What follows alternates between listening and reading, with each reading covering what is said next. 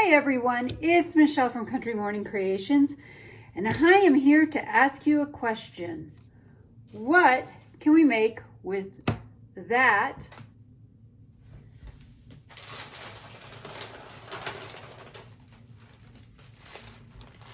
and this? Actually, there's more, because I have stuff on the floor. So what I'm doing is I have seen a couple of different people like Pam from the Paper Outpost, Dora and Susan over at Chapter One Papers make these torn journals. I decided I'm going to make a torn journal, and the biggest thing about them is they're super shabby chic. And that's one of the things that I love about them. You can go back and decorate them however you want. But the key is that no scissors are used in the just creating of this whole process. And so I am going to kind of set some of this aside. I think there's definitely, because this is going to be a Christmas journal, I wanted to use this page out of this songbook. And so I'm just going to start by tearing that out. And of course, the more torn and grungy it is, the better. But I'm going to go ahead and tear around it a little bit. If you want your torn edges to be a little bit more straight, you can always use like a metal edged ruler, something like that.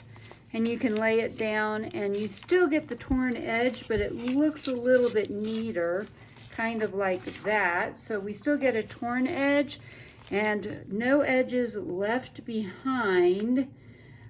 So definitely going to be doing, I think this one I'm going to go ahead and just tear with my own fingers. This paper has become pretty brittle, so we'll see if it makes it into the journal, because it may completely crack apart when I go to try to add it. It seems like it's pretty brittle. But I have lots of different papers here. This one feels a little bit heavy. This is actually the brown paper off of corrugated cardboard, and I think that's a little bit heavy. However, I do have, this is the painter's tape paper, and this is just like, it's just paper. It's not even a tape, but it's used for masking off parts when you're painting. So I'm going to go ahead and rip that one off and use that for sure. I have some paper that looks like this. I think we'll use some of that. I have some of this kind of paper, which is kind of a mulberry paper. I'm not sure this is big enough for what I want, but I think I'll set that one aside. Here's just a plain old piece of just coffee dyed paper. This is pink brown wrapping paper. I have some coffee dyed, this is, what is this, tracing paper. I have some black, maybe not, little chunks of paper. I have, this is gold polka dotted tissue paper. I definitely want to use that. That just looks like trash. That may end up in it later. That's another piece of that brown paper. Ooh, this, I'm not sure what this is. This kind of feels like it's a fabric. We'll see if that tears at all. So I have lots of chunks I'm just going to set aside. This is a piece of a book from Theodore Roosevelt. That's some misused paper. Let's see, that maybe a glassine bag, no. So I have lots of things. This is some just gorgeous old paper. I have some heavier, almost handmade papers.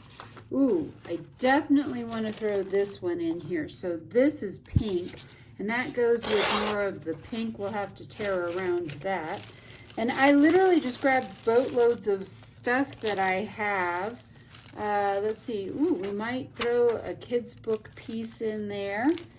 And let's see. This is all too small, but could be used for ephemera in it. I'm going to set some of these aside real quick. And these are all packages of stuff that I've gotten from a variety of different vendors, but I definitely want to throw maybe some French pieces in. And I love to grab French pieces from Monahan's Papers. Ooh, here we go. There's some pink pieces down in here. Let's see. Maybe we'll grab a few different pink pieces. What is this? This is... Oh, this looks like another office. Oh, New York Central System, or, yep, I got a whole bunch of these. Looks like we definitely need to throw one of these in. So the point is that all you do is you just start grabbing paper and using papers that you want to throw into your journal. This is a large pink, and I have already scanned this, so I'm probably going to throw this into the mix as well. And then I see another pink one down in here. So I did want to throw a couple of pink papers down into this as well. Not just the brown colors, but I may come back and throw some of these in there as well. And then I've got this gorgeous paper. This is paper that is, I want to say it's Oriental, and it's just got a beautiful feel to it. So I'm definitely thinking I need to throw some of that in to this journal. There's just lots of little tiny pieces here. I will probably throw in some music. Don't think I'm going to use that. What is this? Oh, this is coffee dyed parchment paper. Okay, well that seems like that would be a great thing to throw in here also. What I'm going to do is grab my two covers. So these are going to be the covers. And it looks like I've got more stuff down underneath here that I can use as well. These are going to become the cover front and back. But I'm not trying to make everything fit inside the cover. I actually want things to be outside of the cover and sticking out all over the place. So with that in mind, I'm going to fold things in half. And this is how I saw Pam at the Paper Outpost do it. She would fold things in half, and then she would just kind of start tearing around the edges like this. And maybe make some of the corners a little bit turned and just tear straight down. And so that's what I'm going to do. I'm going to just start grabbing paper and I'm going to just start tearing. And I will be back when I'm done tearing and we can stick a lot of this. I'll show you what I'll do next and how I'm going to put this all together. So like there's one page and I'm just going to start grabbing other pieces and adding those as well.